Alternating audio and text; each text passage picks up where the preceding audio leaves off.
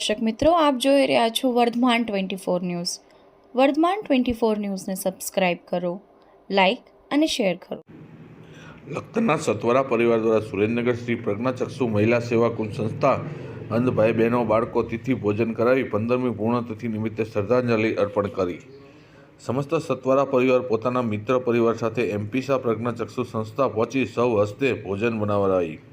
સમગ્ર વિશ્વમાં વસવાટ કરતી માનવજાત પોતાના સૌજનોને જન્મદિવસની ઉજવણી અને પોતાના સૌજનોની પુણ્યતિથિ નિમિત્તે સેવાકીય પ્રવૃત્તિ કરી પોતાના સૌજનોને શ્રદ્ધાંજલિ અર્પણ કરી પોતાના સૌજનોને આત્માને ત્રણેય લોકમાં જ્યાં પણ હોય તેમના આત્માને શાંતિ મળે, ભગવાન ચરણોમાં સ્થાન મળે તેવી પ્રાર્થના કરતા હોય છે. સાથે પોતાની શક્તિ મુજબ સેવાકીય પ્રવૃત્તિ કરતા હોય છે. ત્યારે લખતર ગામમાં ઉગમણા દરવાજા બહાર રહેતા સતવરા પરિવાર સૌજન સૌ લીલાબેન બકાભાઈ સતવરાની 15મી પુણ્યતિથિ નિમિત્તે સમગ્ર સતવરા પરિવાર પોતાના મિત્ર પરિવાર સાથે સુરેન્દ્રનગર રાજકોટ હાઈવે ઉપર આવેલા શ્રી પ્રજ્ઞાચક્ષુ મહિલા સેવા કુંજ સંચાલિત કુમારી વિનોદી કે શાહ અંધ મહિલા કેળવણી કેન્દ્ર સુરેન્દ્રનગર પહોંચ્યા હતા.